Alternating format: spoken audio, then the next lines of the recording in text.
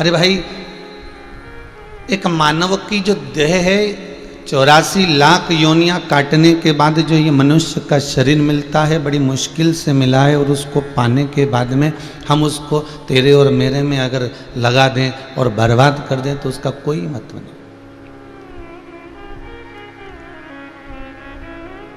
हीरे जैसा जन्म मिला है, हीरा जैसा शरीर मिला है, हीरे जैसी बुद्धि मिली है, हीरे जैसे नयन मिले हैं। सारा सुख परमात्मा ने इस शरीर को देकर भेज दिया। उसके बाद भी व्यक्ति अगर मंदिर में जाता है तो एक ही चीज मांगता है, सुख दे देना। अगर वो भगवान के मंदिर में पहुंचा है तो वो केवल सुख मांग रहा है। शांति तो कम मांगता है, जब मर जाते हैं उसके बाद भगवान इसकी आत्मा को शांति दे देना। वो कब मांगी? मरने के बाद मांगी। और सुख कब मांगा? जीते जी मांगा। जब मंदिर गए, जब भगवान के द्वार गए, जब भगवान के चरणों में गए, जब शंकर जी को जल चढ़ाया। आज शिव प्रदोष भी है, भौम प्रदोष है आज सोमवार की, तो शिव को अगर जल भी चढ़ाया या कोई कारण बना या मंदिर देवालय गए, किसी भी देवता के गए, तो मन में ये भाव आ जाता है कि आज भगवान के पास गए तो भगवान सुख दे देना।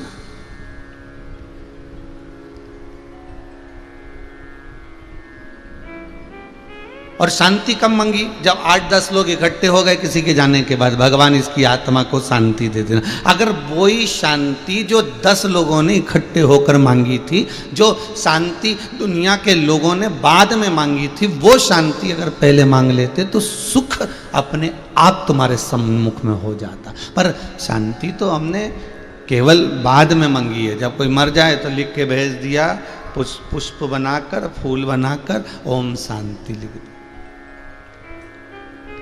भगवान इसकी आत्मा को शांति केवल मरने के बाद शांति मिल रही है, ये बड़ी विचित्र बात।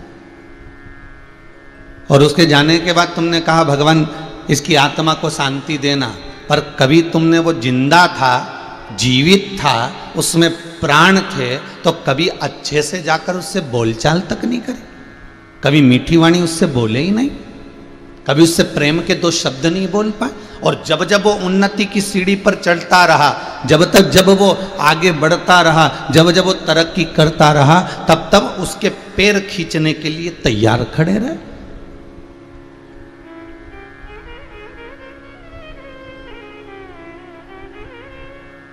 श्री अष्टावक्र जी ने क्या गलत कहा?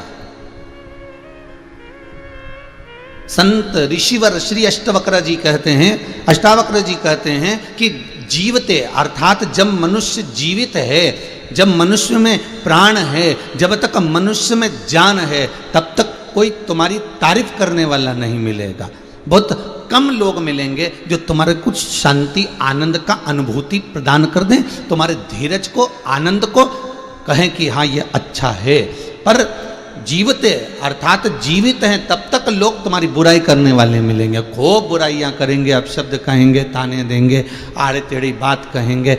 यहाँ तक अगर आप सत्कर्म कर रहे हैं, यहाँ तक अगर आप भगवत भजन कर रहे हैं, शिव महापुराण की कथा अगर सोमानी परिवार करवा रहा है, या कथा में जा रहा है, या आप कथा रोज सुन रहे हैं, या आप कथा में कहीं पहुंच रहे हैं, या कथा का अनुमोदन कर रहे हैं, या भगवान की पूजन कर रहे हैं, अर्चना कर रहे हैं, तो दुनिया में ऐसे बहुत लोग रहेंगे जो तुम्हारी टांग खींचेंगे। क्या करोगे अभी कथा करवा के? अभी कोई उम्र है कथा करवाने की? अरे कोरोना महामारी में मालूम ही नहीं पड़ रहा किसकी उम्र में कौन निपट जा रहा।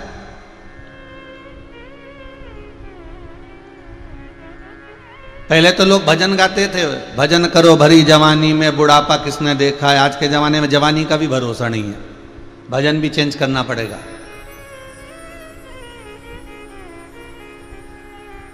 किसका भरोसा?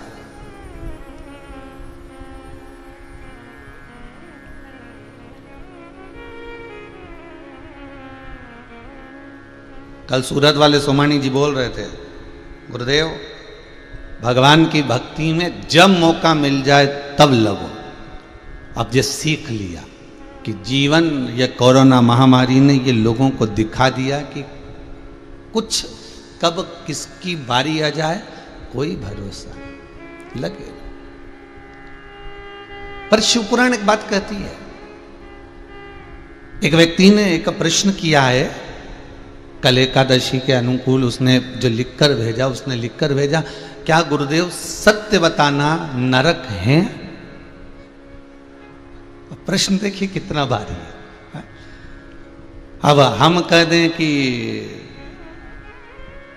मान लो नरक नहीं हो या है, और उसने कह दिया है तो दिखाओ, और कहे नहीं है तो कहे पुराणों में लिखा है, गरुड़ पुराण आदि में कि भागवत में लिखा है नरक है।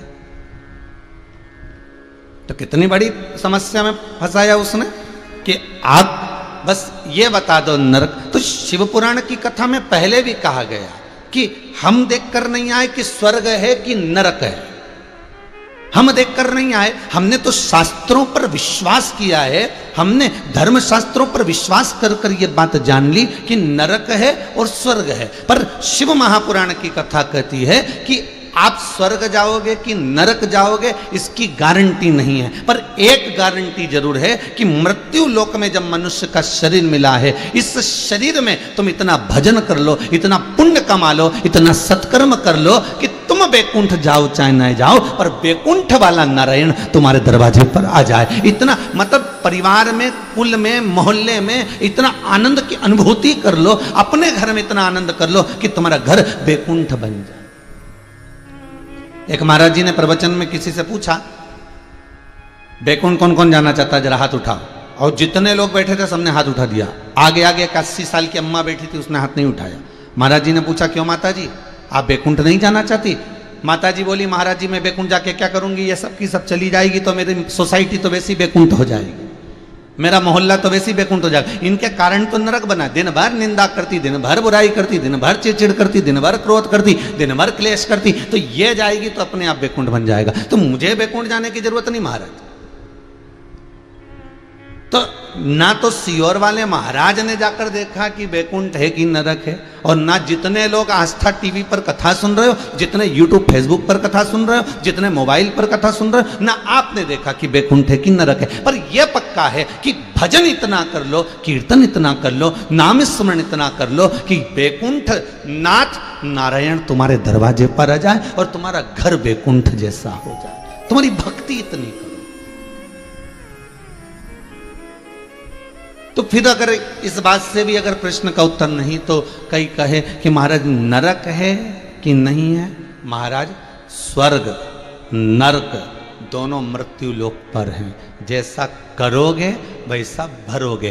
परमात्मा और प्रकृति ये दोनों एक नगदी में व्यवहार करते हैं। कौन कौन?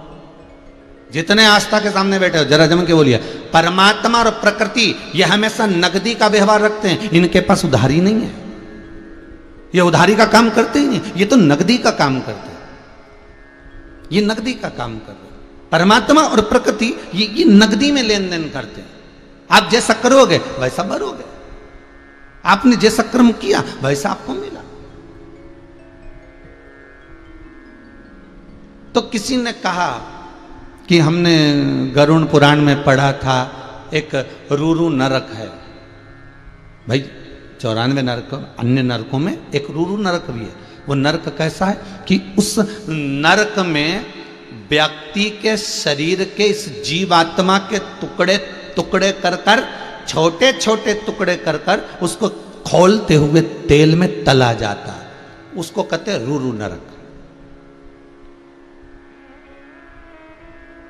हमने ऐसा नरक भी सुना है। तो ये नरक ऊपर है? अब फिर वही वाली बात है कि देख के तो नहीं आए, पर एक बात पक्की है, प्रकृति और परमात्मा लेन देन बराबरी का करता है और नगदी में करता है। आप कोई जीव को लेकर आए, आपने किसी मछली को पकड़ लिया, नदी में से, तालाब में से, समुद्र में से तुमने पकड़ा, और उसको पकड़कर मछली जीवित को तुमने काट काट कर तेल में तल दिया, तो वही मछली इस जीव को जाते से ही बदला लेती है, और उसको तुमने तला वो तुम्हें तल देती है। तो कई लोग कहते हैं क्या भगवान नरक भेजते हैं? भगवान नरक नहीं भेजते, तुम्हारे कर्म नरक भेजते हैं। क्या भगवान वैकुंठ भेजते हैं? भगवान वैकुंठ नहीं भेजेंगे, तुम्हारे कर्म तुम्हें वैकुंठ भेजेंगे। मत बुरे कर्म कर बंदे वरना पछताएगा, भगवान की आंखों से तू बच नहीं पाएगा, तू बच नहीं पाएगा। आप जैसा कर्म कर रहे हो, आपने किसी जीव को कष्ट दिया है, उसका भोग तुम्हें करना पड़ेगा। आपने किसी जीव का दिल दुखाया है, आपको भी मन से दुखित होना पड़ेगा। प्रकृति और परमात्मा नगदी का हिसाब रखता है। तुमने प्रकृति के साथ छेड़छाड़ करी तो आज ये दिन देखने को मिल गया। हाथ की हाथ दे दिया प्रकृति ने, ये लो कोरोना महामारी। अब जैसे तुमने वृक्षों को काटा, जैसे तुमने प्रकृति को परेशान करा, जैसे तुमने जीवों को कष्ट दिया, वैसा की वैसे ही कष्ट उसको प्रकृति को दिखा दिया, उस प्रकृति ने कि हम लेन देन जो करते हैं हिसाब नगदी का करते हैं, बराबरी का करते हैं। तुमने हमारे मारे थे, हमने तुम्हारे मार दिए, तुमने हमको छोड़ा लिया, हमने तुम्हें छोड़ा लिया। ये जीवन प्रकृति और परमात्मा कभी उधारी में नहीं काम करता, ये तुरंत देता है। तुमने दान करा, तुम्हारा दान सामने, तुमने पुण्य करा, तुम्हारा पुण्य सामने, तुमने सत्कर्म करा, तुम्हारा सत्कर्म सामने, तुमने भजन करा, तुम्हारा भजन सामने।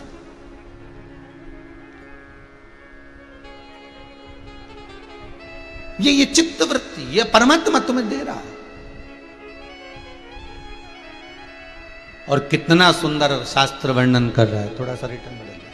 शास्त्र वर्णन कर रहा है, कितना सुंदर वर्णन कर रहा है कि महाराज शिव पुराण कहती है तारकासुर के 3 पुत्र जो भगवान की भक्ति करने के बाद में उन्होंने जो वर प्राप्त करा था कि हम मरे तो तीनों एक साथ मरे, तारकाक्ष, विदुमाली, कमलाक्ष की मरे तो तीनों एक साथ। और वो भी ये नहीं मांगा था कि शिव के द्वारा मरे, उनने तो इतना मांगा था कि हम तीनों मरे तो एक साथ मरे। तो एक बार इंद्र ने भगवान शंकर से पूछा कि इनको मारने के लिए देवता काय को गए? अगर जाना था तो इंद्र कहने लगे मुझे भेज देते, वायुदेव को भेजते, जल देव, गरुण देव, वरुण देव, इनको भेजते, पर खुद मुखिया चले गया, स्वयं शंकर इनको मारने के लिए गया। आखिर कारण क्या था? तो शंकर भगवान से पूछा इंद्रदेव ने, तो इंद्रदेव से शिव जी कहते हैं कि ये तारकासुर के बेटे, तारकासुर मेरा भजन करता था, इसलिए उसके बेटों को मार्ग तक पहुंचाना मेरी जवाबदारी है। एक पिता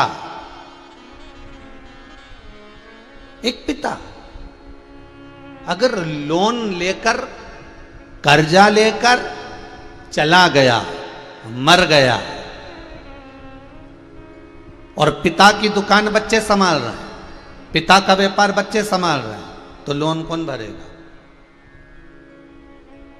भरना तो बच्चों को ही पड़ेगा कि ऊपर से आके काका जी भरेगा? कोई भरेगा? भरना बच्चों को है, भरना बच्चों को पड़ेगा। और इस जगह पर बहू कह दे तुम्हारे पिताजी लोन लेकर मरे थे, तुम्हारे पिताजी ने लोन लिया था, तुम काय को भर रहे हो?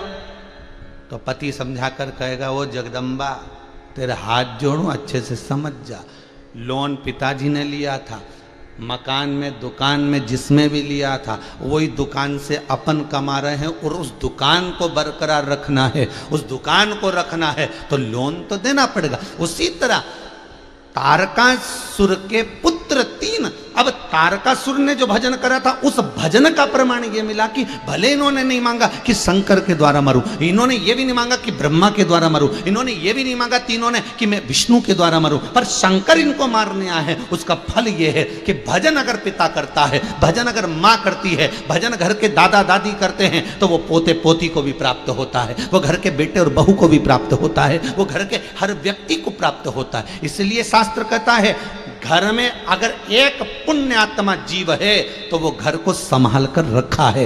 लंका में जब तक विभीषण था, भजन करने वाला था, तब तक लंका का बाल बांका नहीं हुआ। जैसे विभीषण गया और लंका जल गई, भस्म हो गई,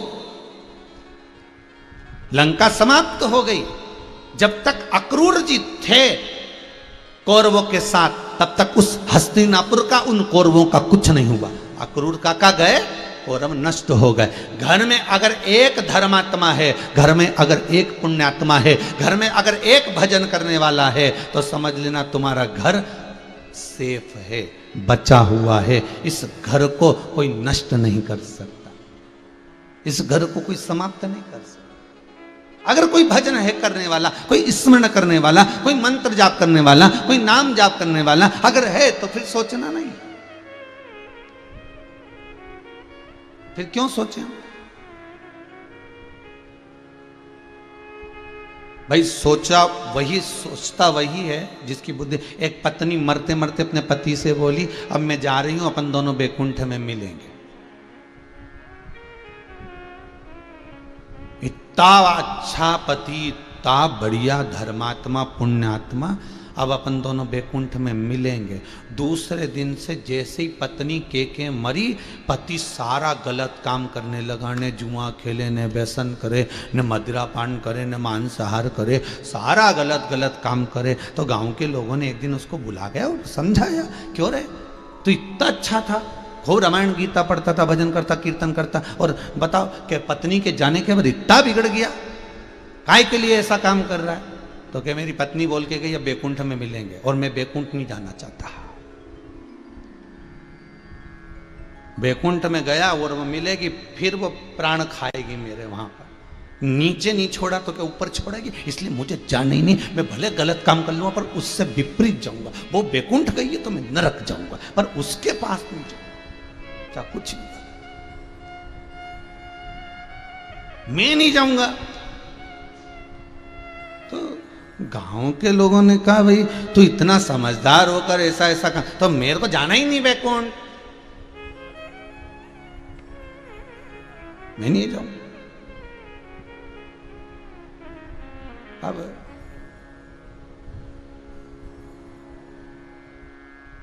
हम सोच रहे हैं, हमारा विचार, हमारी दृढ़ता, हमारे एक मन का भाव हमारे सामने हो। हम रिझाएं परमात्मा, हम भगवान को मना लें, हम भगवान को अपना बना लें, पर चित्त वृत्ति से, दिल से, हृदय से। थोड़ी सी दवाई रोग को शांत कर देती है, थोड़ा सा भजन मन को शांत कर देता है। सुख मत मांगो भगवान से शांति मांगो। क्यों? शांति होगी तो सुख अपने आप आएगा। मन में शांति नहीं तो फिर सुख करोगे भी क्या? डनलप का गद्दा मिल गया, मन में शांति ही नहीं है, तो वो डनलप का गद्दा किस काम का? किस काम का? एक सोमानी जी, एक यजमान पूना में रहते हैं, हड़पसर में, अच्छे हैं। उनका लोहे का काम बहुत बड़ा काम है। कल उनकी पत्नी का रात्रि को फोन आया कि गुरुदेव आप समझाओ इनको कि कम से कम बीमार हुए जा रहे हैं, बीपी शुगर सब गड़बड़ हुए जा रहे हैं। तो हमने पूछा हुआ क्या ये तो बताओ।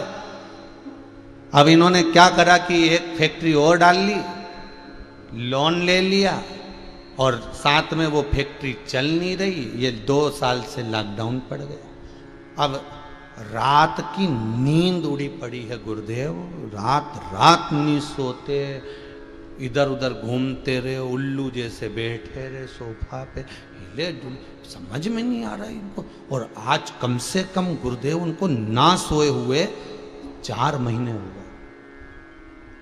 4 महीने हो गए ना सोए, 4 महीने से नींद नहीं लिए, एक पलक नहीं झपकी है गुरुदेव। कुछ कृपा करिए गुरुदेव। हमने कहा जरा बात कराओ। गुरुदेव बहुत टेंशन है। हमने कहा टेंशन ले लेके निपट जाओगे तो फिर बाद में लोन ऊपर से चुकाओगे। भगवान ने अगर शरीर दिया है, और ये संपूर्ण शरीर अगर भगवान ने बनाया है तो उस लेवल से बनाया है, उस प्रबलता से बनाया है। परमात्मा अगर शरीर का निर्माण करता है तो ऐसा करता है कि कितनी भी विपदा आ जाए, कितनी भी समस्या आ जाए, कितना भी दुख आ जाए, कितनी भी तकलीफें आ जाए, कितना भी कष्ट आ जाए, परमात्मा शरीर को इतना प्रबल बनाकर भेजता है, बस उस प्रबलता को प्रकट करना पड़ता है। अपनी एनर्जी को प्रकट करिए।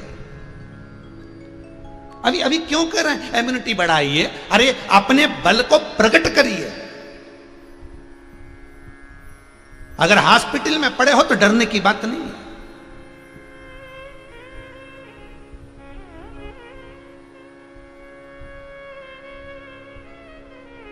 इस मन को बड़ा प्रबल बना। कितनी तेज रफ्तार है मन की, जहां जाओ वहां पहुंच जाएगा। अभी थोड़ी देर में यहां बेटा बेटा ने तुरंत सूरत पहुंच गया, सूरत से आया ना तो वापस सीहोर पहुंच गया, सीहोर से आया तो होटल पहुंच गया, होटल से आया तो वहां पहुंच गया, वहां से आया। ये मन ऐसा दौड़े तुरंत तुरंत। तो भगवान ने इसको इतना बलशाली बनाया है कि अच्छी अच्छी फ्लाइट, अच्छे अच्छे रॉकेट, अच्छे अच्छे वाहन इसके आगे फीके। जब मन इतना प्रबल है, मन इतना दौड़ने वाला है, तो इस मन को स्थिर रखकर विचार भी तो करो कि अगर मान लो तुमने कर्जा ले भी लिया, तुमने मान लो लोन ले भी लिया, तुमने मान लो थोड़ा काम कर भी लिया, धैर्य रखो, शांति रखो, धीरजता रखो, बलता रखो, कथा पर विश्वास रखो, शिव महापुराण की कथा का स्मरण करो और शंकर की कथा को प्रतिदिन श्रवण करो। ये बल देगी तुमको, ये चित्त देगी तुमको।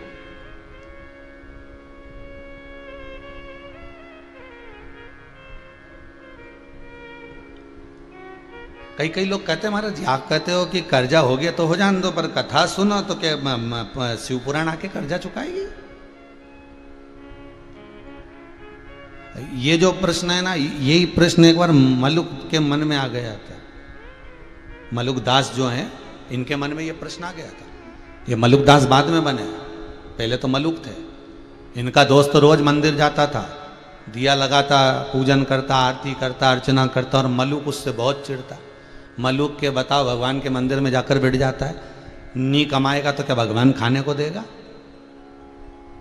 अरे काम कर काम, भगवान खाने को नहीं देगा, हाथ पैर हिलाना पड़ेगा तब खाने को मिलेगा। मक्कार मत बांध, मंदिर में जाके मत बैठ जाया कर, काम कर। उसने कहा नहीं, मेरे को काम से मतलब नहीं, मेरे को तो नाम से मतलब। श्री शिवाय नमस्तुभ्यम, सीताराम राम राम, ओम नमो भगवते वासुदेवाय जपता रहता। और दोस्त उससे भिनकता रहता, चिड़े बहुत। अरे तू काम नहीं करेगा तो भगवान देगा क्या? हाँ भगवान दे देगा। एक दिन उसके मुंह से निकल गया। जैसे आपसे कह रहे हैं शिव पुराण सुनो, कर्जा चूकेगा। तो क्या शंकर ये पुराण सुनने से कोई कर्जा चूकता? अरे कुछ तो उपाय करेगा, कुछ तो बुद्धि में बिठाएगा, कुछ तो कृपा करेगा।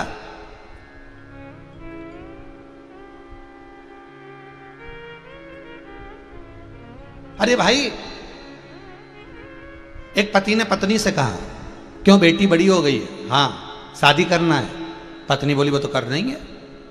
तो पैसा, अरे घर में 1 रुपया नहीं है, खाने के लाले पड़ रहे और तू के बेटी की शादी करना, पैसा कहाँ से आएगा? पत्नी बोली अब कहीं ना कहीं व्यवस्था तो करना पड़ेगी, बेटी की शादी करना है, कुछ ना कुछ तो। नगद कहाँ है? नगदी कुछ होए तो बेटी की शादी कर दे। इतने में पत्नी बोली तुम चिंता मत करो, 5 किलो चांदी रखी है। 5 किलो चांदी? हाँ, कहाँ है? और पत्नी ने एक झोला ला कर दिया, उसमें चांदी बंधी थी, 5 किलो चांदी। अब बस ये चांदी अपने पास में है, जब चाहो जब नगद कर लो।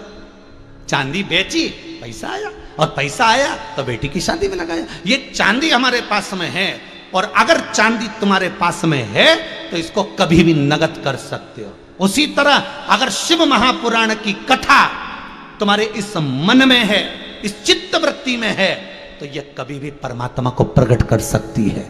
चांदी कभी भी नगद हो सकती है, उसी तरह ये शंकर की कथा कभी भी शंकर को प्रकट कर सकती है। ये नगद करने वाली है, तुरंत सामने प्रकट करने वाली।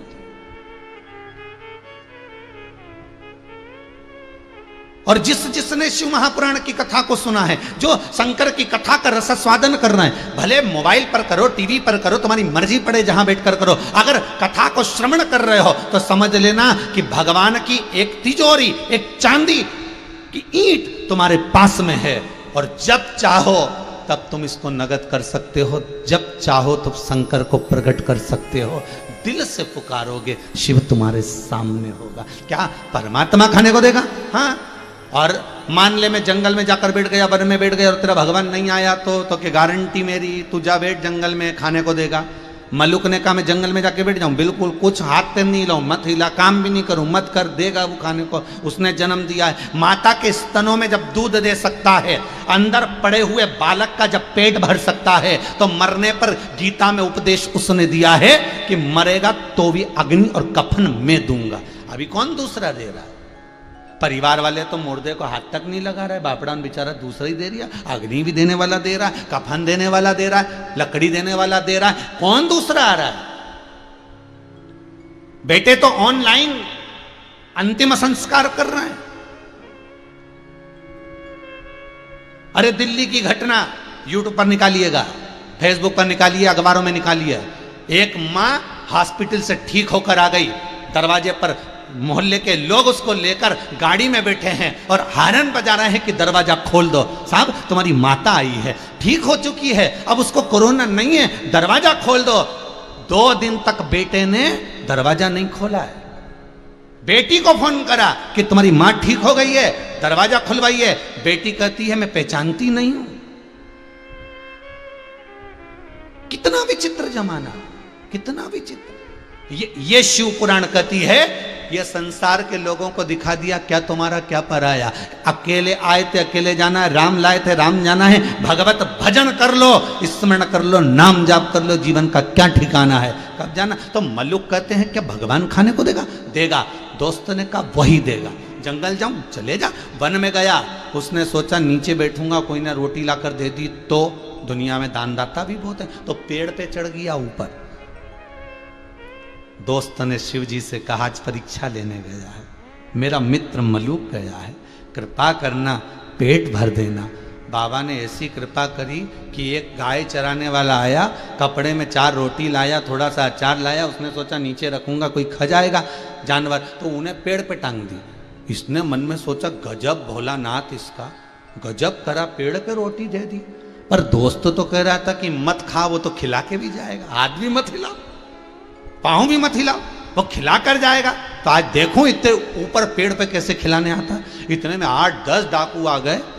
पीपल के पेड़ के नीचे जैसे ही आराम करने के लिए थोड़ी देर विश्राम के लिए रुके, रुकते से ही लेटे, लेटते से ही एक व्यक्ति का ध्यान रोटी पर चले गया। उसने कहा सरदार, माता रानी ने बड़ी कृपा करी है, जगदम्बा ने, रोटी देखो अपने को यहाँ दे दी है। सरदार कह रहे भूख लग रही, उतार नीचे। रोटी उतारी, जैसे ही सब खाने वाले थे इतनी देर में दूसरा बोला एक भी रोटी मत खाना, ऊपर पुलिस वाला बैठा है।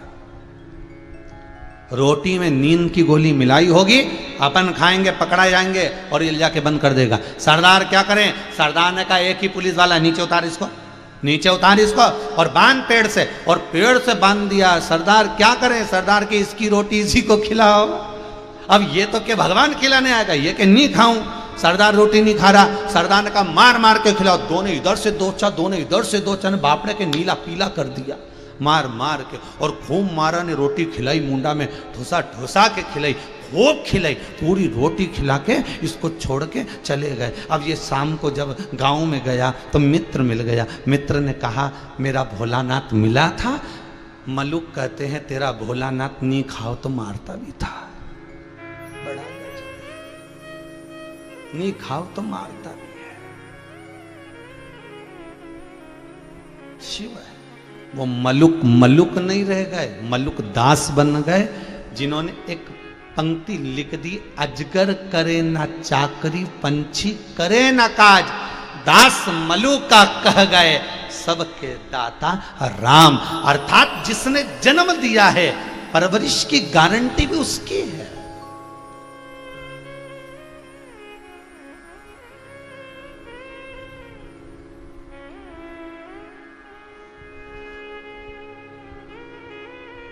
अभी व्हाट्सएप पे एक मैसेज चल रहा है, जिन बच्चों के माता पिता शांत हो गए हों कोरोना महामारी में, वो नीचे मोबाइल नंबर लिखा रहता है, हमसे संपर्क करें, हम उनकी परवरिश करेंगे, हम उनको पालेंगे। अरे भैया, अगर माता पिता को उस परमात्मा ने छुड़ा लिया है तो कुछ बल बच्चों को भी दिया होगा, उसने कुछ उनको जीने की राह वो परमात्मा दे रहा होगा। तुम किसी की परवरिश नहीं कर सकते।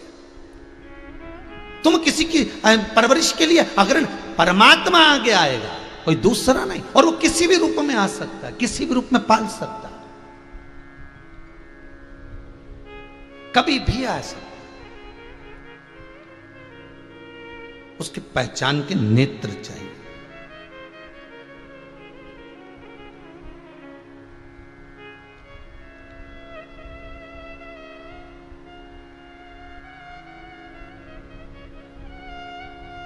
महाराज, छाए काली घटाएं तो क्या, उसके आंचल के नीचे हूं मैं, आगे आगे वो चलता मेरे, उसके पीछे चलता हूं मैं, उसने पकड़ा मेरा हाथ है, भोले बाबा की क्या बात है,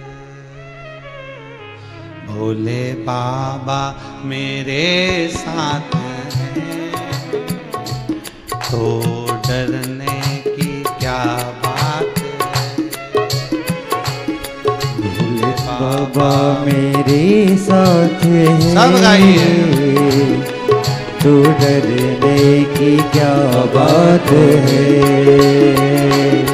मेरे बाबा मेरे साथ हैं, तो डरने की क्या बात है, भोले बाबा मेरे साथ हैं, तो डरने की क्या बात है। जय हो।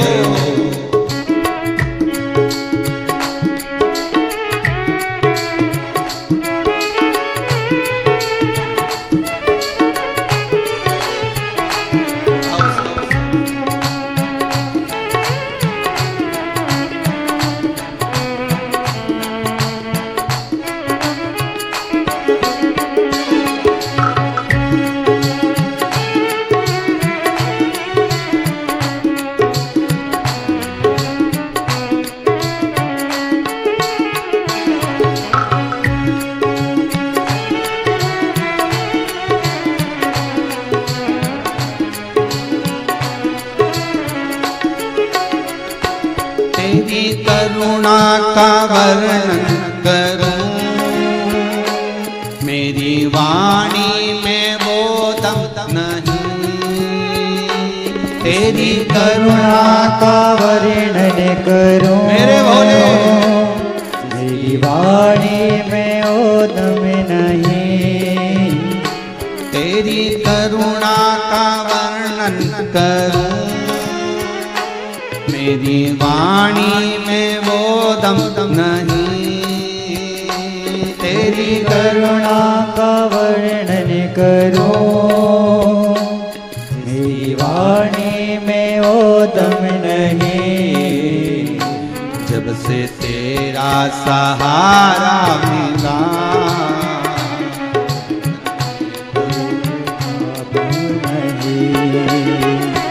जब से तेरा सहारा मिला, फिर सताए कोई गम नहीं, मेरा भोला मेरे साथ है, तो डरने की क्या बात है, मेरा भोला मेरे साथ है, तो डरने की क्या बात है, मेरा शंभू मेरे साथ है, तो डरने की क्या बात है, मेरा शंभू मेरे साथ है, तो डरने की क्या बात है। अगर तुम्हारे साथ है, मान लो थोड़ा कर्जा हो गया, मान लो थोड़ी सी समस्या आ गई, और ये जो लॉकडाउन पड़ा है, मान लो व्यापार नहीं चल रहा, तो केवल किसी एक के लिए तो नहीं है, संसार में से ना जाने कितने होंगे, ना जाने कितने लोग होंगे, और ना जाने कितने ऐसे होंगे जिन्होंने कर्जा ले लिया होगा, दुकान भी किराए से चल रही होगी, व्यापार भी नहीं चल रहा होगा, ना जाने कितने कितने लोग ऐसे होंगे जो दुखी होंगे। तुम अकेले तो नहीं, पर विश्वास उस शिव पर रखो, शंकर पर अगर भरोसा प्रबल है, विश्वास अगर दृढ़ है, शिव पर अगर भरोसा कर कर रखे हो, तो फिर वो सब छाए काली घटाएं तो क्या, तेरे आंचल के नीचे हूं मैं। अगर उसने कृपा कर रखी है तो फिर दुनिया में कितना भी कोई बुरा चाहे तो नहीं हो सकता। तारकासुर के 3 पुत्र तारकाक्ष, विदुमाली, कमलाक्ष की, इन तीनों पुत्र के संहार के लिए शिव आए। कभी विचार करिए शंकर के आने का कारण क्या, क्यों शंकर आए, क्यों शिव पहुंचे? क्योंकि ये तारकासुर के पुत्र हैं। घर की बुजुर्ग माँ, घर की बूढ़ी माँ अगर एक दिया भी लगाती है ना तुलसी में, घर की बुजुर्ग माँ अगर एक दिया भी लगा रही है, एक आराधना भी कर रही है ना, तो बुजुर्ग माता केवल खुद के लिए नहीं कर रही, संपूर्ण परिवार के लिए, जितने परिवार में सदस्य रहते हैं, जितने लोग रहते हैं, उन सब के लिए। वो किसी एक के लिए नहीं कर रही, रिटर्न बोलो बात, जितने सदस्य रह रहे हैं परिवार में, जितने लोग रहेंगे, सब के लिए कर रहे हैं। एक दीप भी अगर प्रकट कर रही है तो उसका फल सबके लिए।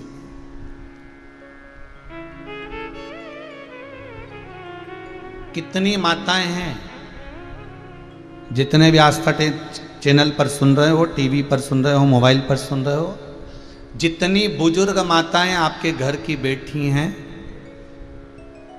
दिल से बोलना, आप में से कितनी माताएं हैं जो कभी कोई सब्जी या कोई सामान खुद के लिए बनाती है? नहीं। जब भी कुछ बनाएगी ना, अगर खुद के लिए भी, तो ज़्यादा ही बना।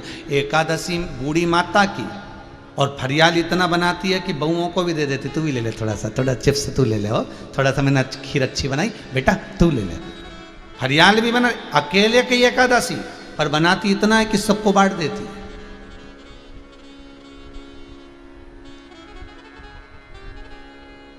ये जो पशुपति व्रत होता है ना,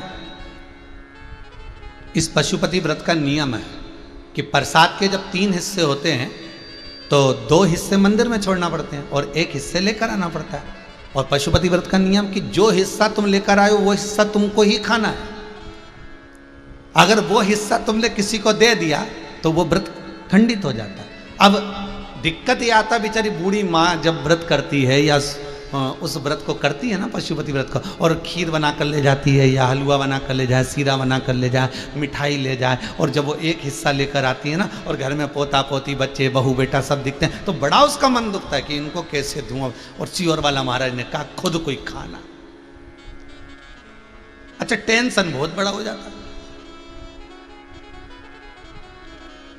कि पशुपति व्रत करूं, प्रसाद के 3 हिस्से करूं, उसमें से 2 हिस्सा मंदिर छोड़ूं, 1 हिस्सा लेकर। अब 1 हिस्सा लेके आई तो बड़ी चिंता में पड़ जाती है। अब क्या, अरे माताओं की, बुजुर्ग माताओं की तो क्या कहो, जब ये तीरथ जाती है ना, पति के साथ घूमने के लिए कहीं जाए, और वहां से जब आती है ना, तो अपने पोता पोती को गिन के सामान लाएगी। बड़े का ये, छोटे का ये, बड़ी बहू के लिए ये, छोटी बहू के लिए ये, उसके लिए ये, उसके लिए ये, भगवान के लिए। मतलब उसकी चित्तवृत्ति में भले बद्रीनाथ का दर्शन कर रही है, पर वो जो साल देख के आई ना लटकता हुआ, वो उसके दिमाग में है, वही वाला खरीदना बड़ी बहू। जय बद्रीनाथ श्रीमन नारायण। तुरंत वहां से निकली, जय करके चने की दाल का प्रसाद लिया, बद्रीनाथ का दर्शन करा, आते आते उसी की दुकान पर गई। साल कितने का है? 600 रुपए का। दिखाओ जरा, दिख रहे। तो इतने में पति पूछे कि एक ही नहीं, मैंने छोटी बहू के लिए भी देख लिया, वो हमारा सामने वाली क्या, इसके यहाँ से 1 लिया, उसके यहाँ से 1 लिया। तो पति पूछे तू बद्रीनाथ का दर्शन करने जा रही थी कि साल देख रही थी? उसकी चित्तवृत्ति में वो समाया हुआ है कि मैं, उसकी चित्तवृत्ति में ये आ चुका है कि मुझे मेरे परिवार के लिए देखना है। वो एक माँ है।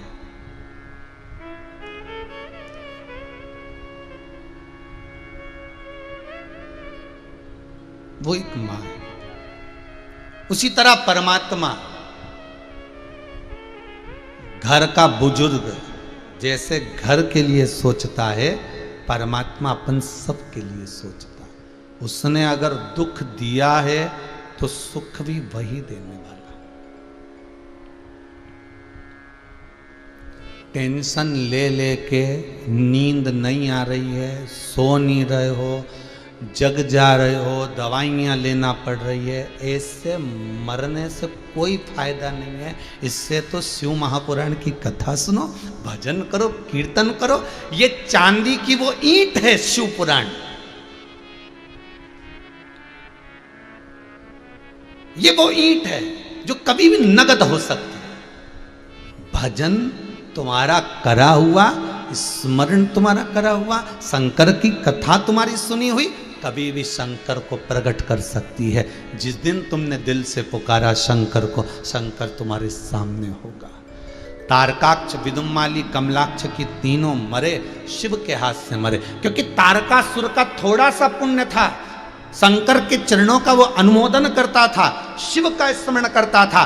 श्रीमद् भागवत कथा को देख लो, राम कथा को देख लो। राम कथा के अंतर्गत आता है जब रावण के प्राण छूट रहे थे, रावण के जब प्राण जा रहे थे, 33 कोटि देवता आकाश मंडल में सब की सब रावण के प्राण छूटते हुए समय पर खड़े थे।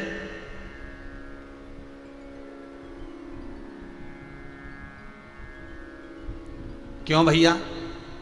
शंकर जी का भगत, शंकर का उपासक, शिव का भक्त प्राण छोड़ रहा है, शंकर जी ऊपर खड़े हैं, पार्वती मैया संग में विराजमान है। आप रामायण उठाकर देखना, और अगर नी रामायण उठाओ तो फिर रामानंद सागर जी का रामायण का पूरा चित्र देख लेना। अंतिम समय रावण का देखिएगा, 33 कोटि देवता आकाश मंडल में खड़े, प्राण छूट रहे हैं। स्वयं भूत अधिपति भूतेश्वर मेरा शंकर, मेरा त्रिकालदर्शी कैलाशी अविनाशी मेरा शंकर खड़ा हुआ, स्वयं कैलाश लेकर वहां पहुंच गया। रावण के प्राण छूट रहे। इंद्र ने भगवान शिव से कहा, मेरी वाणी को क्षमा करिएगा, कुछ पूछना चाहता हूं। शंकर जी बोले, बोलो क्या बात है, क्या पूछना चाहते हो? पूछना ये चाहता हूं कि ये आपका भगत प्राण छोड़ रहा है, उसके प्राण जा रहे हैं और आप चेहरे पर मुस्कुरा रहे हैं, पार्वती के साथ बैठकर आपके चेहरे पर मुस्कुराहट है।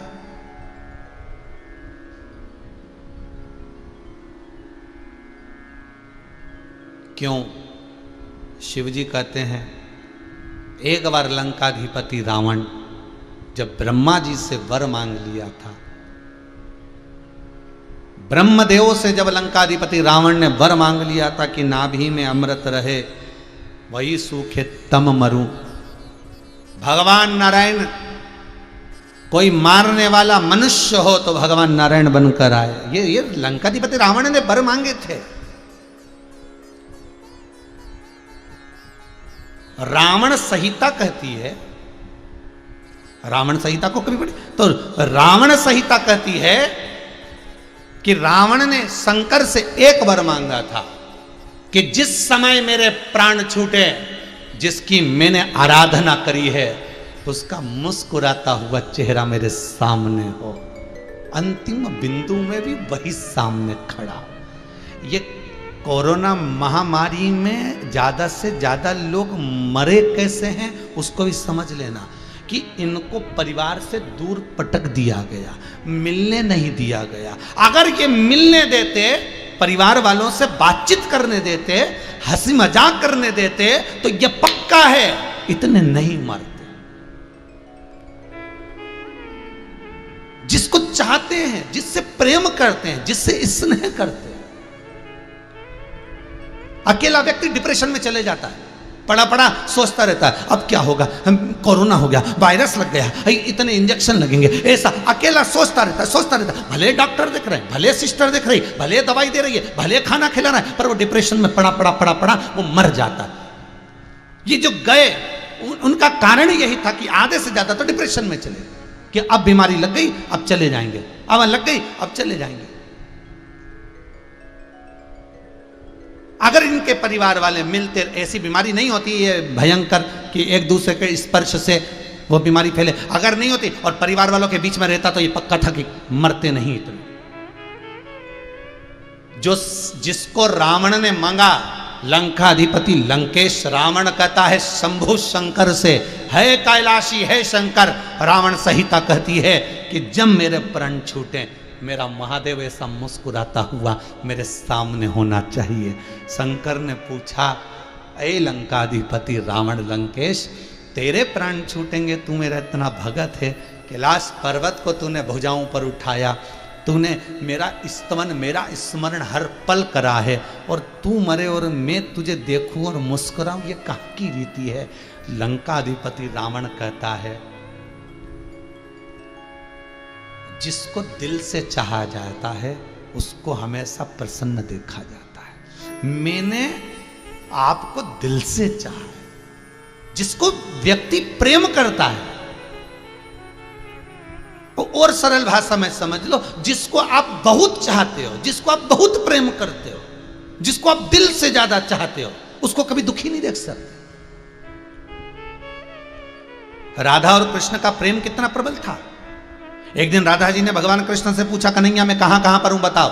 राधा जी को देखकर भगवान कृष्ण कहते हैं, तू मेरी धड़कनों में है, तू मेरे दिल में, तू मेरी नस नस में, तू मेरे रोम रोम में, तू मेरे हर जगह पर समाई है। राधा तू मेरे सर्वस्व इस जीव में हर जगह समाई है। राधा ने कहा, पूछ लिया। राधा पूछी, फिर बताओ कि मैं कहां नहीं हूं। भगवान कृष्ण कहते हैं, राधा तू मेरी किस्मत में नहीं है। 16,108 रानियों में तेरा नाम नहीं होगा। चरित्र उठाकर देखिए, भगवान कृष्ण की 16,108 रानियां हैं, पर उसमें राधा का नाम नहीं। भले मेरे नस नस में तू है, रोम रोम में तू है, धड़कनों में तू है, दिल में तू है, पर तू मेरी किस्मत में नहीं है। तो राधा ने एक शब्द कहा, कृष्ण ब्रजमंडल से जाते समय तुम क्या चाहते हो बोलो। आज तुम वृंदावन छोड़कर मथुरा जा रहे हो, और मथुरा के बाद तुम द्वारका जाओगे, तुम क्या चाहते हो बोलो। भगवान कृष्ण कहते हैं, मैंने तुझे प्रेम बहुत करा है, इसलिए तुझे रोते हुए नहीं देख सकता, तू प्रसन्न रहना।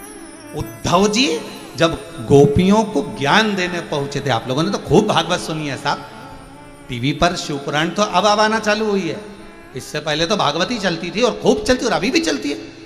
शिवपुराण तो तुमने अब सुनी है, अगर भागवत आपने इतनी सुनी है तो उद्धव के चरित्र को सुनना, कि उद्धव जी महाराज गोपियों के पास में जाते हैं भांडिर वन में, कदली वन में, और गोपियों को देखकर कहते हैं, गोपियों कृष्ण तुम्हारे लिए इतना रोता है, इतना बिलखता है, और तुम रोती नहीं हो।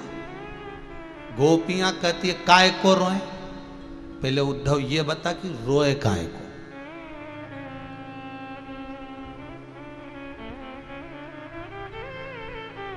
अरे जो असल में है मस्ती में डूबे, उन्हें क्या परवाह जिंदगी की। अरे उद्धव ये बता कि हम रोएं क्यों, रोने का कारण क्या। उद्धव कहते हैं, जब भगवान तुम्हारे लिए दिन रात आंसू बहाते हैं तो तुम रोती क्यों नहीं उनकी याद में। गोपियां कहती हैं, याद उसकी करी जाती है जो चला गया हो, पर कृष्ण तो ब्रजमंडल से गया ही नहीं, तो हम याद किसको करें ये बता पहले। अच्छा कृष्ण तो द्वारका में, वो द्वारका में तो शरीर है, दिल तो यहीं छोड़ गया, राधा को तो यहीं छोड़ा है, दिल तो यहीं है उसका।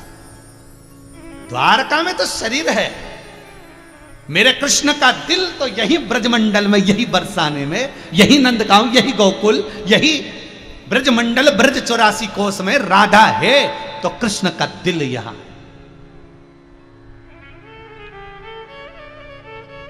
वो तो शरीर है द्वारका में। तो अच्छा, तो रोती क्यों नहीं हो? तो गोपियां कहती हैं, मां घर में रोती है, उसको देखकर बेटा पहले रोता है। माँ बाप का झगड़ा होता है, बच्चा पहले रोना चालू कर देता है, छोटा सा। कृष्ण हमसे इतना प्रेम करता है, अगर हमारी आंखों में आंसू आएंगे तो उसको देखकर हमारा ठाकुर रोएगा, इसलिए हमें रोते भी नहीं है। आंख के आंसू तो हमने कब के पोंछ लिए। हम रोएंगे तो हमारा ठाकुर रोएगा, हम रोएंगे तो हमारा कृष्ण रोएगा। हम क्यों रोए? किसके लिए रोए? अरे भाई, जिसको प्रेम करते हो, जिसको प्रेम आप स्नेह बहुत ज्यादा करते हो, उसकी आंख में आंसू नहीं देख सकते, आप उसको रोता हुआ नहीं देख सकते।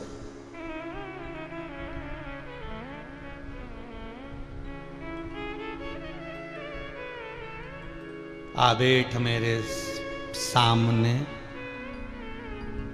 सामने बोलते पास में, आ बैठ मेरे पास तुझे देखता रहूं, ना मैं कुछ कहूं ना तू कुछ। अर्थात प्रेम, स्नेह, वात्सल्यता, करुणता में यही होता है। जिससे प्रेम किया जाता है उसकी आंख में आंसू नहीं देखे जाते, जिससे स्नेह किया जाता है उसको रोता हुआ नहीं देखा जा सकता। तो रावण कह रहा है, लंकाधिपति रावण संहिता कह रही है, लंकेश शिव जी से कहते हैं, तो शंकर कहते हैं मेरे भगत के प्राण छूटेंगे, मेरा भक्त जाएगा, उसके प्राण जाएंगे और मैं मुस्कुराऊंगा। शिव से कहता है कि मैंने आपको बहुत प्रेम किया है, स्नेह किया है, मेरा दृढ़ विश्वास आपके चरणों में है। शिव शंकर ओघड़दानी भोलेनाथ त्रिकालदर्शी कैलाशी, हे शंभु इतनी कृपा करना, प्राण छूटते समय आप मत रो देना, नहीं तो मैं फिर तड़पता रहूंगा, फिर मैं आपके चरणों में रह नहीं सकता, इसलिए आप मुस्कुरा देना। जब रावण के प्राण छूटे मुस्कुरा रहे थे शिव। इंद्र को आश्चर्य हो रहा था, शंकर का भगत जा रहा है और शंकर मुस्कुरा रहा है। शिव का भगत जा रहा है और शिव मुस्कुरा रहा है।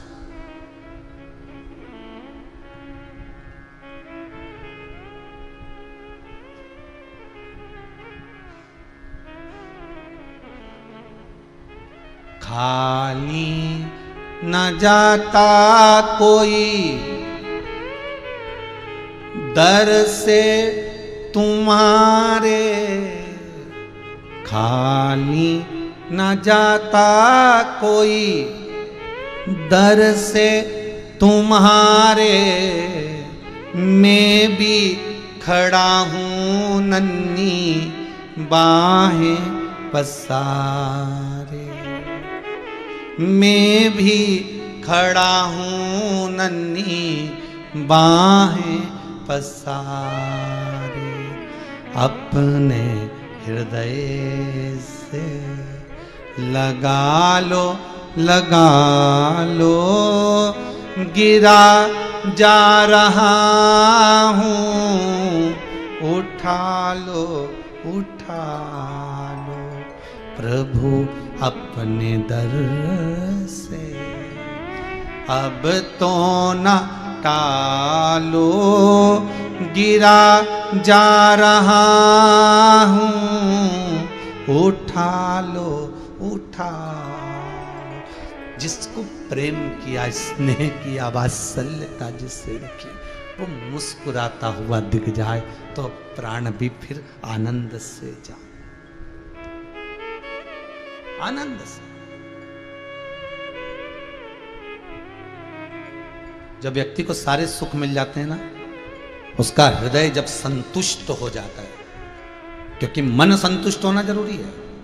जब हृदय में संतुष्टि आ जाती है तब व्यक्ति कह देता है कि अब प्राण जाए भी तो कोई टेंशन नहीं, अब प्राण छूटे भी तो कोई चिंता नहीं, क्योंकि संतुष्टि दिल की हो गई। संतुष्टि मन की हो गई। ये मन ही तो सब कुछ है।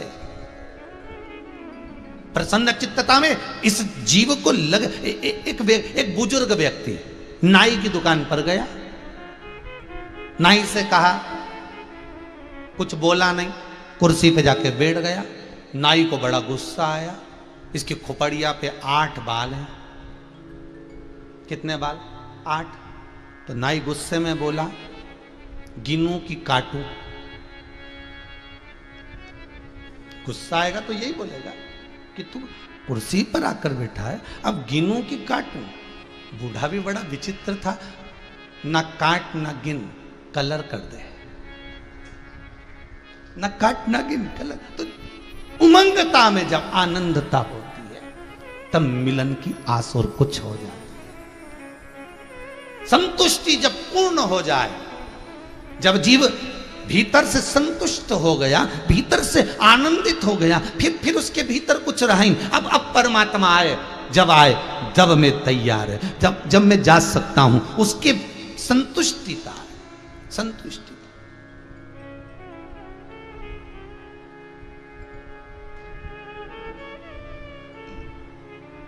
जिसका पासपोर्ट वीजा तैयार रहता है वही विदेश घूमने नहीं जा पाता।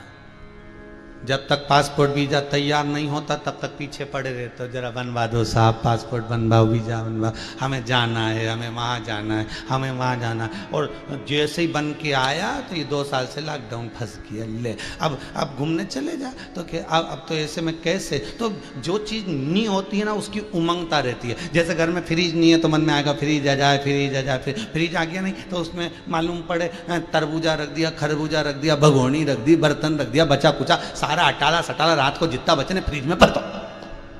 जब तक नहीं था तब तक फ्रिज आ जाए, फिर फ्रिज की आसक्ति खत्म, एलसीडी आ जाए, एलसीडी की आसक्ति खत्म। जो गाड़ी तुम्हारे पास में नहीं है वो कंपनी की गाड़ी दूसरे की देखते हो तो मन में आता है कि गाड़ी आ जाए, ये वाली कंपनी आना चाहिए, ये कंपनी, और वो गाड़ी आ जाती है, उमंगता खत्म हो जाए। तो जो चीज मिल जाए उसके बाद में चले जाए। आसक्ति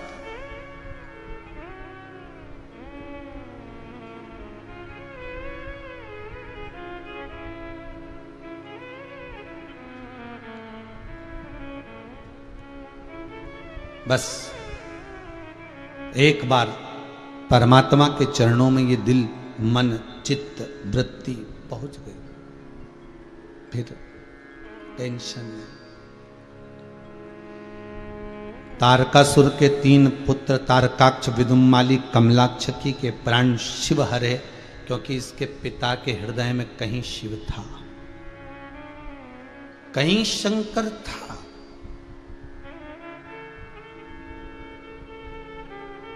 किसी ने पूछा, गुरुदेव शिव महापुराण की कथा याद तो रहती नहीं है, तो फिर सुनने से फायदा कौन सा है?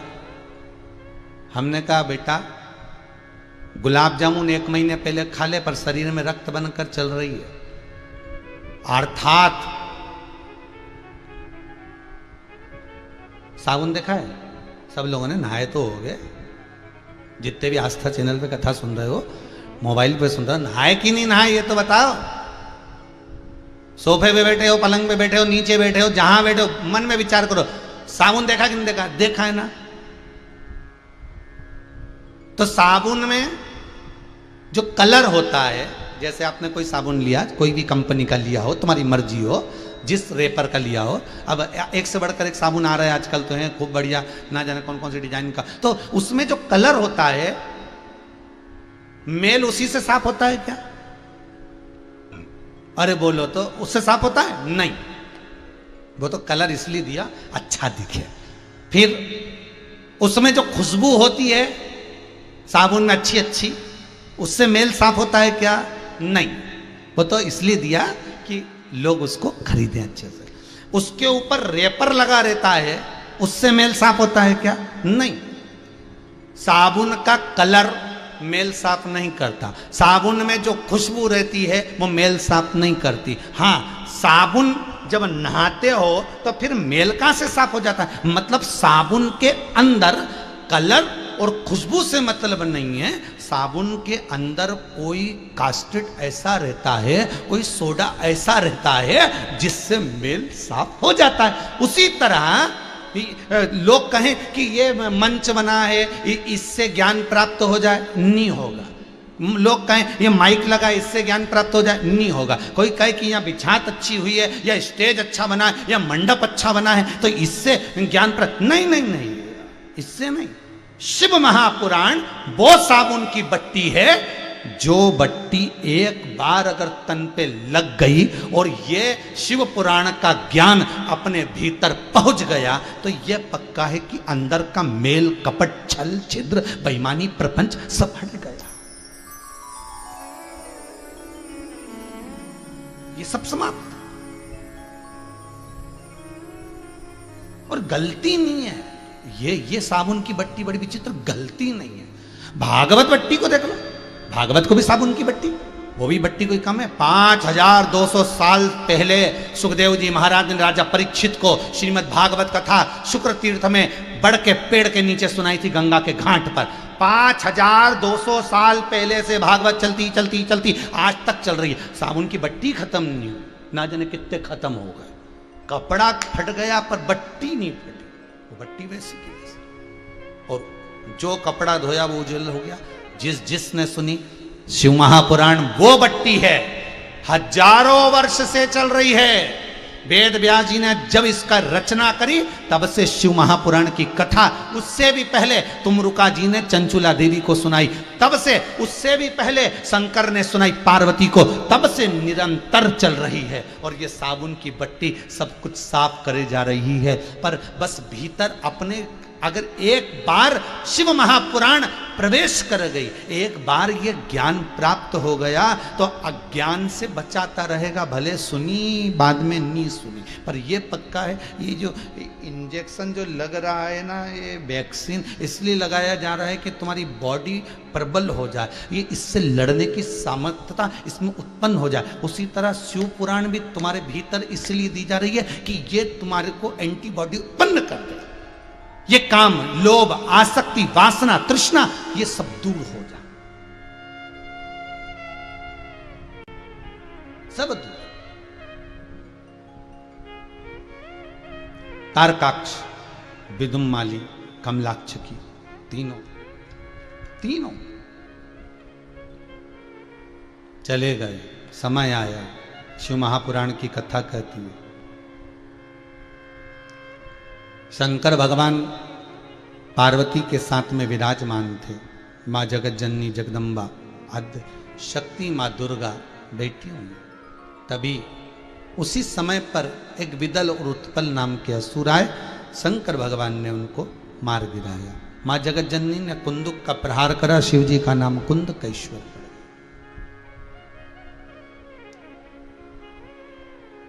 कुंदकेश्वर एक चरित्र आया। मंथन के समय पर सबसे पहले 5 गाय निकली थीं, नंदा, सुभद्रा, सुरभि, सुशीला, बहुला। ये समुद्र मंथन के समय पर 5 गाय निकली थी। इन गौ माता को निकालने का कारण केवल इतना था कि इसके बाद में जब विष निकलेगा और विष जो पिएगा उसका कंठ जलेगा। कंठ की जलन को अगर कोई समाप्त कर सकता है तो वो गाय का दूध कर सकता है,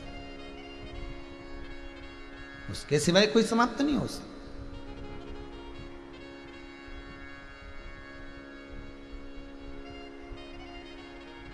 अगर वो विष, आज भी नियम है महाराज, गौ माता के दूध से बने हुए दही के निर्माण से बने हुए घी को कटोरी में ले दो। ये जो बाजार का घी होता है ये नहीं हो,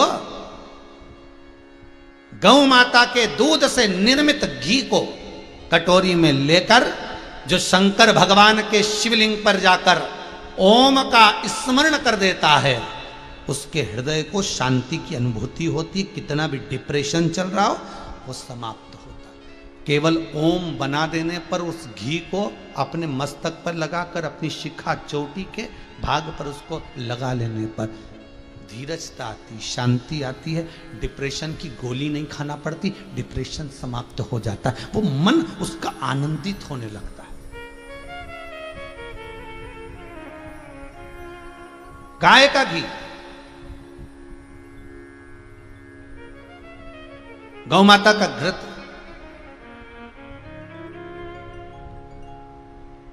वो सहज नहीं है हमारा। क्यों प्रकट करा कि जब कंठ जलेगा तो उसकी जलन को रोकने के लिए गौ माता का दूध, इसलिए शंकर जी का स्नान, शंकर जी का अभिषेक गाय के दूध से होता है। अब तो सारे देवी देवताओं का अभिषेक पूजा होने लगा है, सारे देवताओं का।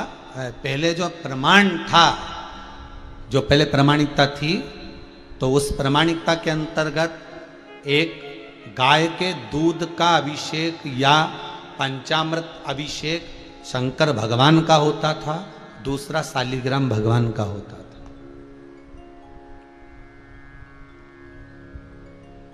अब बहुत सभी देवी देवता का होने लगा जगह जगह। आजकल तो शनि महाराज के मंदिर में शनि महाराज का भी होता है पंचामृत स्नान, राहु महाराज का, केतु महाराज का भी कर देते हैं। नवग्रह मंदिर में नवग्रह देवताओं का भी पंचामृत स्नान करते। तो अब तो सबका होने लगा, पर पहले जो नियम था, शंकर भगवान पर पंचामृत का स्नान, 5 चीजें समर्पित की जाती थी। जल धैर्यता के लिए, दूध अंदर आए हुए कपट को समाप्त करने के लिए, दही बीमारी को समाप्त करने के लिए, शहद घर में सुख समृद्धि के लिए, घी घर में आनंद की अनुभूति के लिए, मिष्ठान, शक्कर, गुड़ आदि पदार्थ वंश की वृद्धि के ये दिए जाते थे, भगवान को प्रदान किए जाते थे, उनका अभिषेक किया जाता।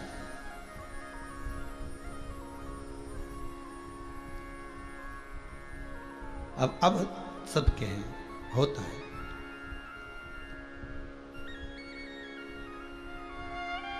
जैसे 56 भोग केवल गोवर्धन नाथ जी को, श्रीनाथ जी को लगते थे। पहले 56 भोग सब देवताओं को नहीं लगते थे। अब तो फैशन हो गया अलग अलग जगह जगह 56 भोग सब जगह लगाने का, पर 56 भोग का जो प्रमाण है वो गोवर्धन नाथ जी का, श्रीनाथ जी का।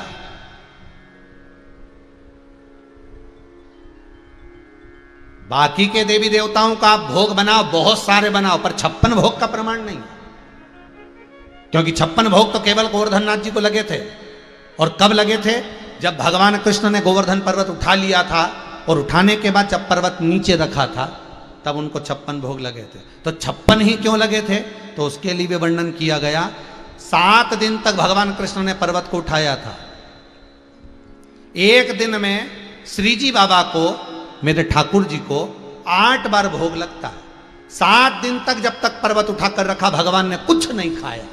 जब पर्वत नीचे रखा, 7 दिन का भोजन जो एक दिन में 8 बार खाते थे, वो पूरा की पूरा एक साथ खाया। तो 7 8 56, इसलिए 56 भोग लगे। पर आज के जमाने में सभी जगह 56 भोग लगने लगे सारे देवताओं को। तो यहां प्रमाणिक तक ये वर्णन नहीं करती। यहाँ 56 भोग का जो प्रमाण कहा गया, 56 भोग की जो स्मरण कराया गया, वो केवल श्रीनाथ जी बाबा को, केवल गोवर्धननाथ बाबा।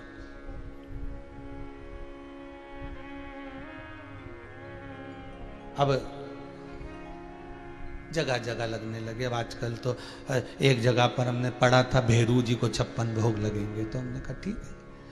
फिर कहीं पढ़ा कि शनि महाराज के भी लगेंगे, तो ठीक है। फिर कहीं कहीं पढ़ा कि उनको भी, तो ये आपकी मन की बात है, आप जिसको जिमाना चाहो जिमाओ, परंतु जो प्रमाण है। फिर दूसरा वर्णन करा कि माता जानकी ने हनुमान जी को जिमाया था, तो बाबा हनुमान जी महाराज को भी जिमा सकते। हनुमान जी का स्वरूप है शंकर, तो शंकर को 56 भोग की जरूरत नहीं पड़ती। शिव जी कहते हैं, जब आपने स्वयं राम नाम ले लिया, स्वयं कृष्ण नाम ले लिया, स्वयं भगवत स्मरण कर लिया, स्वयं नाम जाप में आप डूब गए, तो शिव कथा कहती है, भगवान कहते हैं वही मेरा आधार है, वही मेरा हार है, वही मेरा आधार।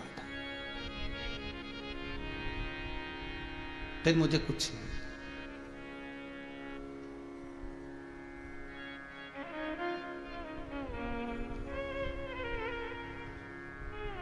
महाराज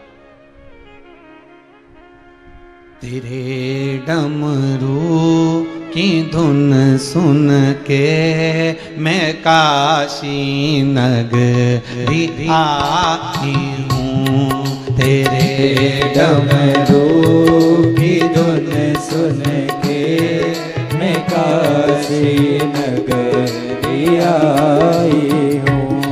तेरे डमरू की धुन सुन के मैं काशी नगरी आई हूँ।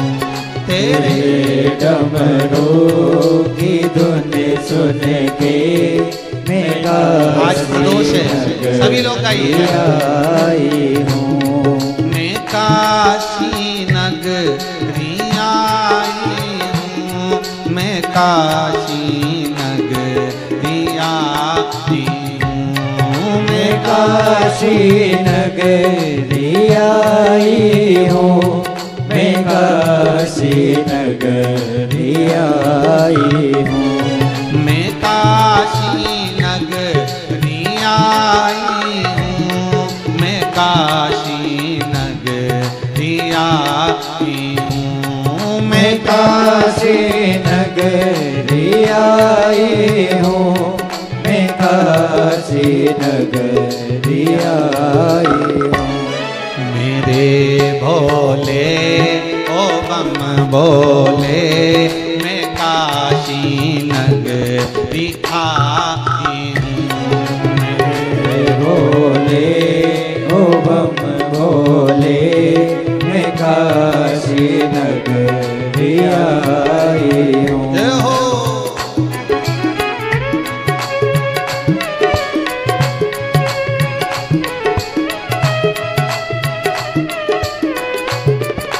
हर भोले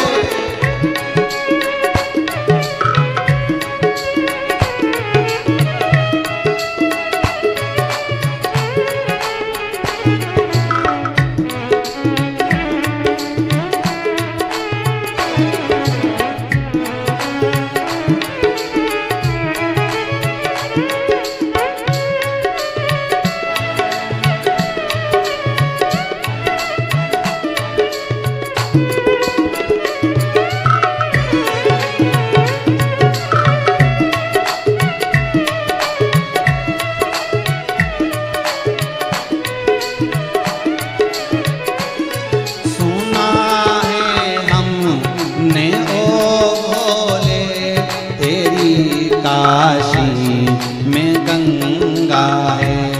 सुना है हमने ओ भोले तेरी काशी में गंगा है। सुना है हमने ओ भोले तेरी काशी में गंगा है। सुना है हमने ओ भोले तेरी काशी में गंगा है। उसी गंगा को नहाने को मैं काशी नगरी आई हूँ। उसी गंगा को नहाने को मैं काशी नगरी आई हूँ। मेरे भोले ओ बम भोले मैं काशी नगरी आई हूँ। मेरे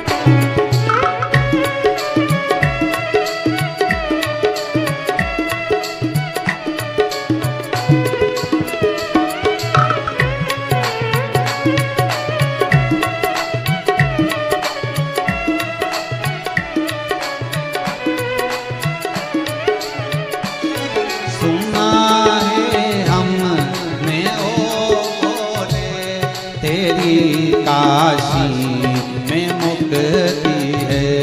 सुना है हमने ओ भोले तेरी काशी में मुक्ति है। सुना है हमने ओ भोले तेरी काशी में मुक्ति है। सुना है हमने ओ भोले तेरी काशी में मुक्ति है।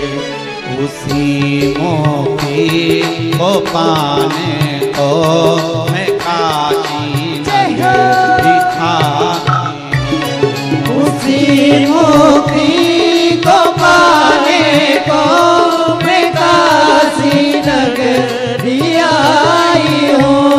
मेरे भोले ओ हम भोले मैं काशी नगरी आई हूँ। मेरे भोले ओ बम भोले मैं काशी नगरी आई हूँ। मैं काशी नगरी आई हूँ। मैं काशी नगरी आई हूँ। मैं काशी नगरी आई हूँ। मैं काशी नगरी आई हूँ। मेरे भोले ओ बम भोले मैं काशी नगरी आई हूँ। मेरे भोले ओ बम भोले मैं काशी नगरी आई हूँ।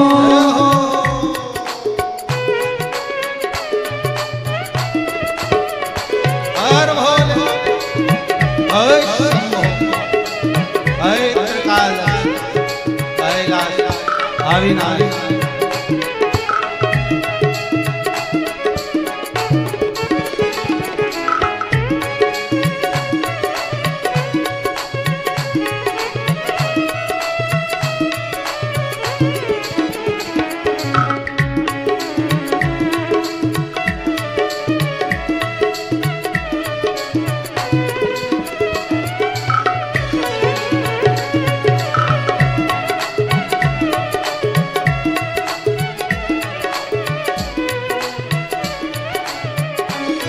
सुना है हमने ओ भोले तेरी काशी में गौरा है। सुना है हमने ओ भोले तेरी काशी में गौरा है। सुना है हमने ओ भोले तेरी काशी में गौरा है।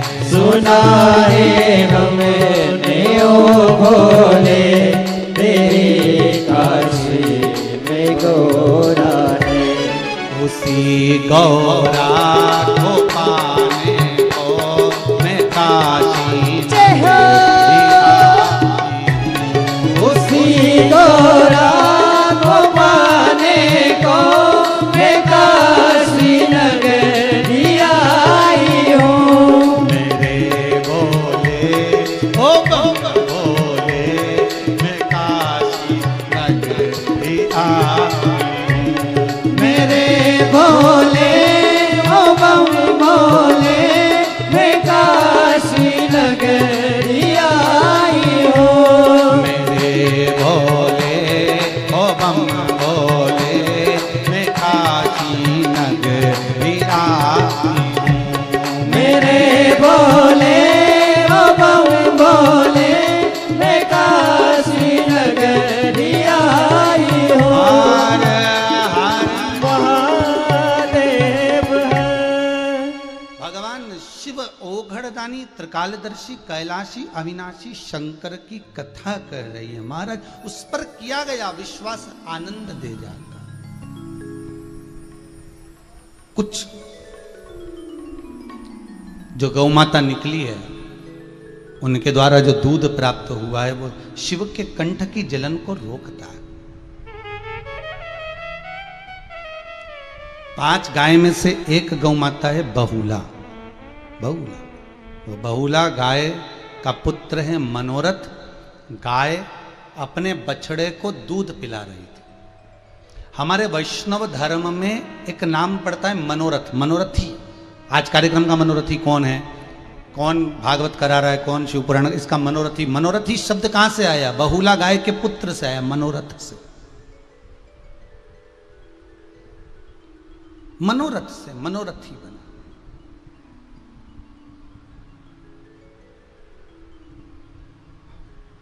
मनोरथ का मतलब होता है जो मन का रथी हो, जो मन की बात को जान जाए और मन के विचारों को जानने के बाद जब परमात्मा उस कार्य को सफलता दे दे, उस कार्य को आनंदित बना दे, वो मनोरथ है हमारा, वो मनोरथ है।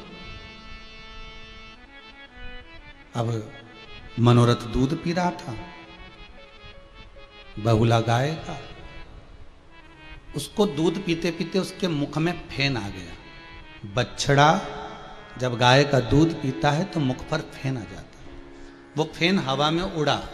शंकर भगवान बैठ कर तप कर रहे थे, उन पर चला गया। शिव को क्रोध आ गया। शंकर भगवान को क्रोध आया और वो मारने के लिए उस बछड़े को आगे बढ़े। गाय को लगा, बहुला को लगा मेरे पुत्र को शिव मार देंगे। बहुला ने तेज श्वास खींची, शंकर को बहुला गाय निगल गई, अपने उदर में बिठा ली। क्यों कहते हैं हमारे शास्त्र की गौ माता में 33 कोटि देवता विराजमान है? यही तो हमारे शास्त्र कर है। संपूर्ण ब्रह्मांड जब हाहाकार मचा देता है, संपूर्ण ब्रह्मांड में जब त्राही त्राही मचने लगती है, संपूर्ण ब्रह्मांड में जब चारों तरफ सूखा पड़ने लगे, हाहाकार मचने लगे, तब कोई बचाने वाला नहीं होता। केवल एक गौ माता होती है जिसके अंदर 33 कोटि देवता भी जाकर बैठ जाते हैं। फिर उस गौ माता का कोई दोहन करता है, तब जाकर ये सृष्टि पूर्ण तरह से फिर संचलित हो जाती है।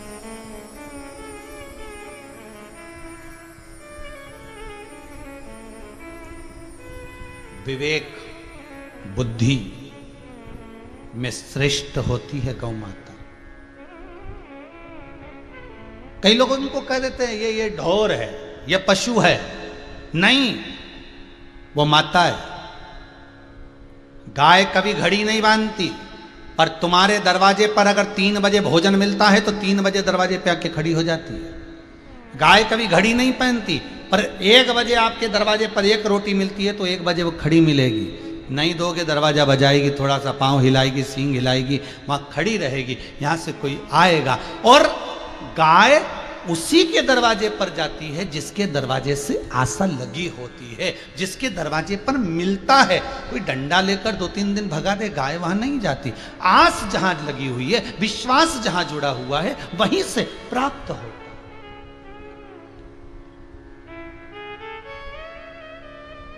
दुनिया के लोगों को आस शंकर से लगाकर रखना चाहिए तो दरवाजा जरूर खुलेगा, ये विश्वास रखिए। इस शरीर को रसोई घर की बाल्टी बनाओ, बाथरूम की बाल्टी नहीं। बाथरूम की बाल्टी और रसोई घर की बाल्टी में अंतर होता है।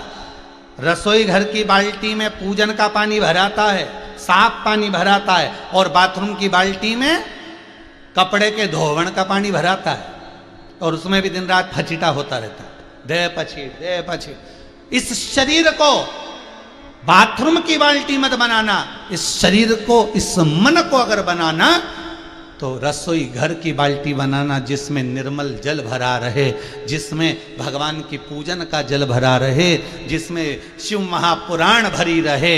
इस शरीर को, इस मन को रसोई घर की बाल्टी बनाने का प्रयास करना। बाथरूम की बाल्टी नहीं जिसमें धोवण का पानी रखा रहे, 2 दिन तक पड़ा रहे, सड़ता रहे, उसी पानी में कपड़े धो दिया, उसी में से पछीट दिया, उसी में निचोड़ दिया, उसी में फिर डाल दिया। दे पछित। ऐसी अपने शरीर को, अपने मन को ऐसा मत बनाना। दिन रात धोते रहो, सुखाते रहो, धोवण का पानी पड़ा रहे, दिन भर चुगली, निंदा, कपट, बुराई, छल छिद सब भरी रहे। कौन मतलब का?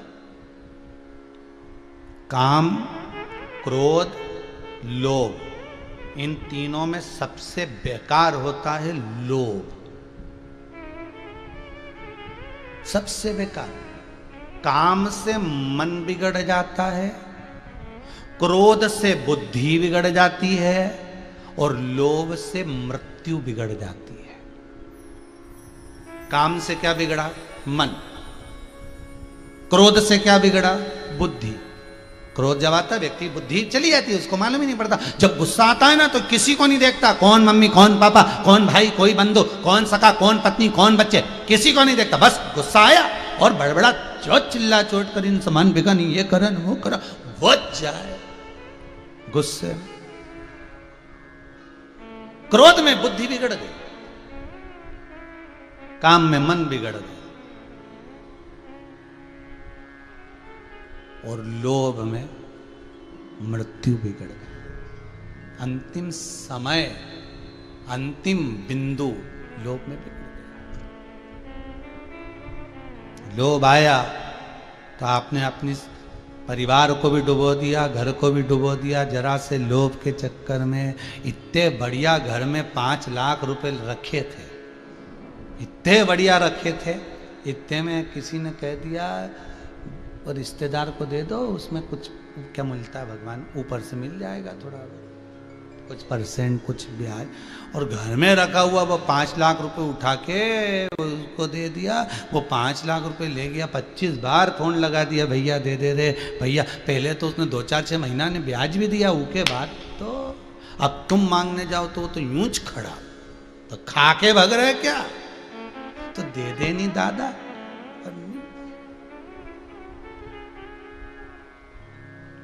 काय में गया ये?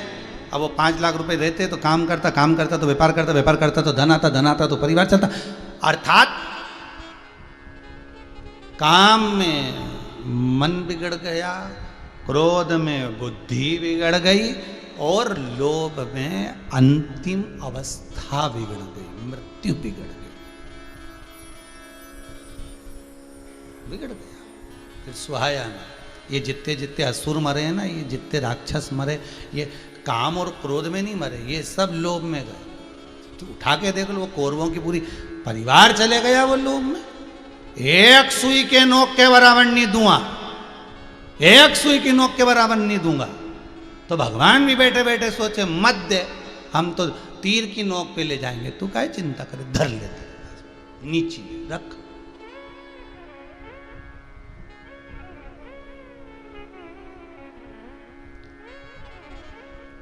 गलती पांडवों की भी थी साहब, ऐसा नहीं कि पांडवों की गलती नहीं थी। अच्छे खासे जुआ खेलने जा रहे तो भगवान कृष्ण उनके साथ साथ जा रहे कि आज दुर्योधन ने जुआ खेलने बुलाया, चले। भगवान, कई लोग जब रामायण महाभारत पढ़ते हैं तो महाभारत पढ़कर कहते हैं बताओ भगवान कृष्ण इनके साथ था और द्रौपदी का चीर खिंचा रहा था, और जब द्रौपदी का चीर खिंचाया तब गए भगवान, पहले क्यों नहीं गए द्वारकानाथ, पहले क्यों नहीं गए कृष्ण? अरे भैया जरा चरित्र तो उठाओ महाभारत का। जब पांडव जा रहे थे कौरवों के महल में, तब सबसे आगे कृष्ण चल रहे थे, तो युधिष्ठिर ने अर्जुन से कहा ये कृष्ण के सामने हम कैसे चौसर खेलेंगे, कैसे जुआ खेलेंगे? अर्जुन तुम एक काम करो, कृष्ण को कुछ कह दो। तो क्या कहूं भैया? युधिष्ठिर कहते हैं तुम कृष्ण को इतना कह दो कि तुम बाहर रुकना, अंदर मत आना, जब तक हम बुलाए नहीं तब तक अंदर मत आना। भगवान को अर्जुन ने रोक लिया, कन्हैया रुकिए जरा। कृष्ण बोले बोलो क्या बात है? आपसे हाथ जोड़ के निवेदन है, कान्हा आप अंदर मत जाओ। भगवान बोले क्यों नहीं जाऊं? कौरव तो मुझे सम्मान करते हैं, कौरव तो मेरा आदर करते सम्मान करते हैं, दुर्योधन भी मेरा आदर करता है, कौन मना करेगा? भीष्म पिता मेरा आदर करते हैं, मैं तो जाऊंगा। नहीं नहीं, अर्जुन ने कहा हमारा सौगंध है तुमको, तुम अंदर नहीं जाओगे जब तक मैं बुलाऊं नहीं, जब तक ये पांडव बुलाए नहीं, जब तक कोई बुलाए नहीं तब तक तुम अंदर मत आना। भगवान बोले आवाज जरूर दे देना हो, अगर जरूरत पड़े तो बुला जरूर लेना हो, बोलना जरूर, मैं आऊंगा दौड़ के, 1 सेकंड की देरी नहीं करूंगा। बस पहुंच गए और जो चौसर चालू हुई, जुआ चालू हुआ, और जुआ जब चालू हुआ और चालू होते ही फिर दुर्योधन जब हारने लगा, दुर्योधन हारने लगा तो दुर्योधन ने कह दिया, मेरी ओर से मेरे मामा खेलेंगे, मेरी ओर से मेरे मामा खेलेंगे। मामा ने खेलना चालू करा, भगवान उठ के खड़े हो गए, क्योंकि अब पांडव कहेंगे कि मेरी ओर से कृष्ण खेलेगा। भगवान मार्ग दिखाता है, भगवान रास्ता बताता है कि ऐसा तू भी कर ले। अगर उसने मामा को खड़ा करा तो तू मुझे खड़ा कर दे। सारे दुनिया के लोगों के हाथ जोड़ लिए, पांव पड़ लिए, सांसद, मंत्री, फंत्री, एमएलए, फेमएलए सब दूर हाथ जोड़ लिए, काम नहीं हुआ। भगवान कहता अब जगत के हाथ जोड़ के देख लिया, मेरे जोड़ ले। तो जैसे ही मामा को खेलने के लिए दुर्योधन ने बिठाया, पांडव हारने लगे। पर पांडवों की बुद्धि में ये नहीं आया कि मुंह से एक बार कह देते कि कृष्ण खेलेगा, और कन्हैया आ जाता तो हारता क्या। अरे बोलो तो ये शकुनी मामा जैसे, तो जब वो कंस मामा के निपटा दिया तो ये मामा का कहीं करता है, तो चुटकी का खेल था ये मामा के तो निपटाना। वो मामाओं से वैसे ही बैर था उसका, मामा उनके तो पूछता ही नहीं था। रिश्तेदारों में ज्यादा रहे ही नहीं भगवान कृष्ण। वो सग्गी बुआ का छोरा शिशुपाल गालियां दे रहा था, और भगवान दाऊ जी से कह रहे थे मेरी बुआ का छोरा है, इसको समझा लो, गालियां बकरियां समझा लो इसको, नहीं तो छोड़ूंगा नहीं, 2 मिनट में निपटा दूंगा इसको। और दाऊ जी ने कहा शिशुपाल को तू चुप हो जा। शिशुपाल बोले बुआ का लड़का हूं तो क्या सुनूंगा, तो मामा के छोरे हो।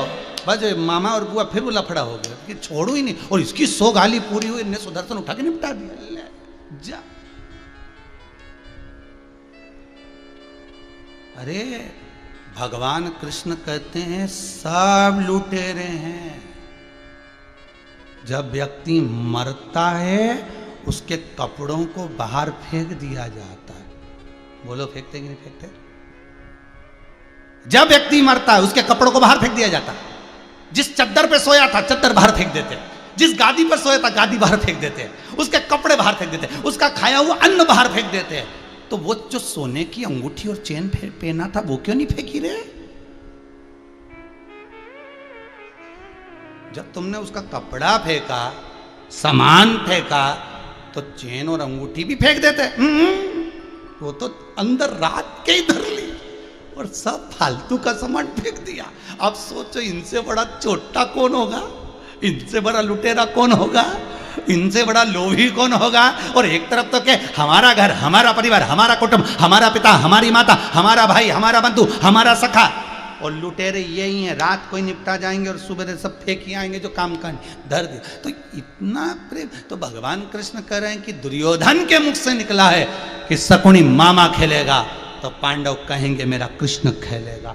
बाहर सटपटाते रहे मेरे कृष्ण, तड़पते रहे अंदर जाने के लिए, नहीं बुलाया। जब द्रौपदी को भी हार गए, लेकर आए, तब अंत में द्रौपदी रोती हुई सबके पास गई। गुरु द्रोणाचार्य के पास भी पहुंचकर कहा तुम मेरे गुरु हो, तुमसे मैंने गुरु मंत्र लिया है, कोई साथ नहीं दे रहा, तुम तो दे दो। गुरु द्रोणाचार्य ने कहा यहाँ जितने बैठे कोई साथ नहीं देगा। सुन द्रौपदी, मैं तेरा गुरु हूं, मैं भी साथ नहीं दूंगा, पर इतना याद रखना मैंने तुझे जो गुरु मंत्र दिया था वो साथ देगा, गुरु साथ नहीं देगा पर मंत्र साथ देगा। और आपसे भी बार बार कहा, बार बार कहते हैं, सियोर वाला महाराज साथ नहीं देगा, पर शंकर का श्री शिवाय नमस्तुभ्यम वो मंत्र साथ देगा, शंकर की वो कथा साथ देगी, शंकर का अनुमोदन साथ देगा, शंकर का स्मरण साथ देगा। जो शंकर की कथा तुम सुन रहे हो वो तुम्हारी धड़कनों में साथ दे जाएगी। गुरु साथ नहीं देता, उसका मंत्र साथ देता। द्रौपदी जान गई कि अब गुरु के चक्कर में ना संसार के चक्कर में, मंत्र पुकारा, जो पुकारा द्वारकानाथ के ने आ गया। और जब आया तो ऐसा चीर बढ़ाया, ऐसा बढ़ाया, दुशासन बापड़ा तो खींच खींच के थक गया रे। 3-4 बार तो पसीना पोंछ लिया वह दुशासन ने। दुर्योधन पूछे हुआ क्या है, कहीं नहीं बीपी ऊंचा नीचा हो रहा है, तो क्या चेक कर ले, मशीन है तेरे पास में? तो क्या मशीन तो जान दो, पर समझ में नहीं आ रहा। इतना चीर खींचा, तो ये इतना चीर खींचने के बाद कमी, आखिर ये साड़ी कम क्यों नहीं हो रही? भगवान जब देता है तो छप्पर फाड़ कर देता है, और भगवान जब लेता है तो तन का कपड़ा भी फाड़ लेता है। वही दिखा दिया, पूरा चीर बढ़ता गया, दुशासन हार कर थक कर गिर गया, आखिरी दुर्योधन भी उठा, सब कोई उठे, पर उसकी कृपा जब बरसती है तो दुनिया देखती रह जाती है कि बताओ ये गांवड़े से आया, गांव खेड़े से आया, यहाँ आकर बस गया, बसने के बाद बिल्डिंग गाड़ी फैक्ट्री सब कर ली, तो दुनिया के लोगों को चक्कर पड़े आया कहाँ से, इतना मिला कहाँ से। अब इनको कौन बताए, दादा बरस रहा है, उसकी कृपा बरस रही, उसकी करुणा बरस रही कि गांव खेड़े से आके शहर में आके बस गया और इतनी कृपा बरसी कि सब कुछ बना लिया उसने। तो ये उसकी जब कृपा बरसती कोई नहीं दिखता, बस कृपा दिखती, उसकी कृपा दिखती, नजर आती। बहुला निगल गई शिव को, 33 कोटि देवता अंदर है।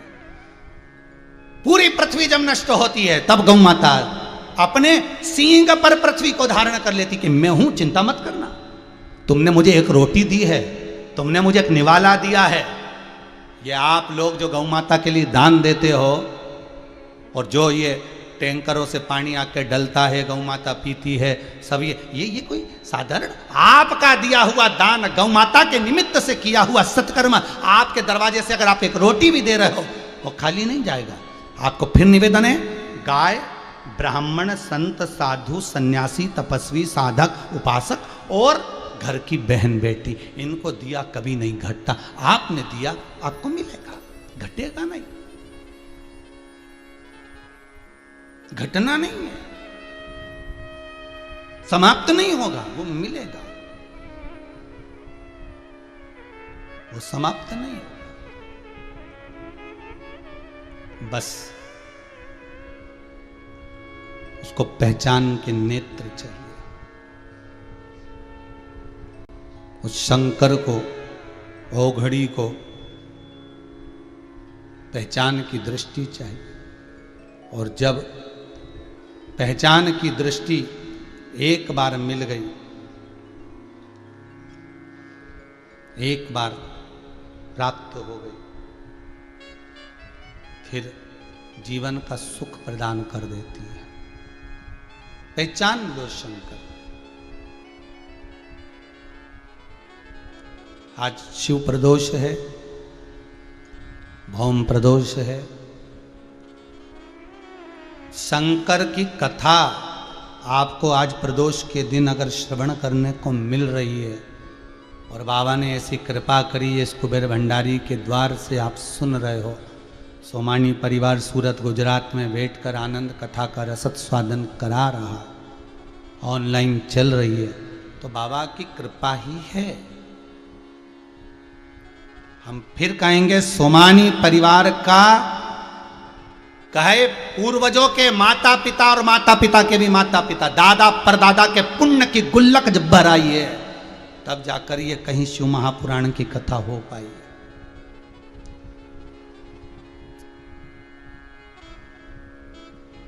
कहीं कृपा हुई, और आप लोगों पर भी कहीं पूर्वजों की कृपा हुई है, तब आप शिव कथा को सुन पा रहे, सुन रहे हो।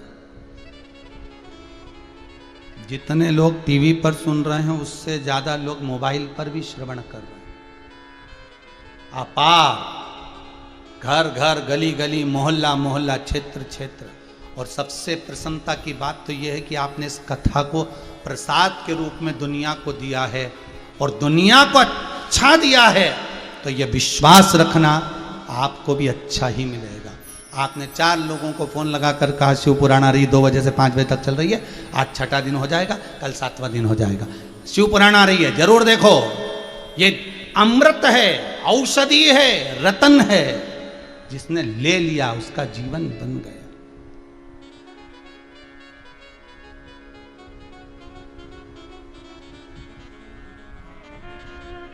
रतन। जिन जिन ने शिव महापुराण की कथा को करवाया है, हमारा निवेदन रहेगा, एक आध बार कभी उनसे फोन लगा के पूछना जरूर कि आपने अपने बच्चों की शादी करी होगी, बेटा बेटी की शादी करी होगी, कुटुंब परिवार में बहुत फंक्शन हुए होंगे, पर एक बार आपने अगर शिव पुराण की कथा करवाई, भले ऑनलाइन कराई, आपको कैसा महसूस हुआ, आपके जीवन का कितना आनंद आपने पाया।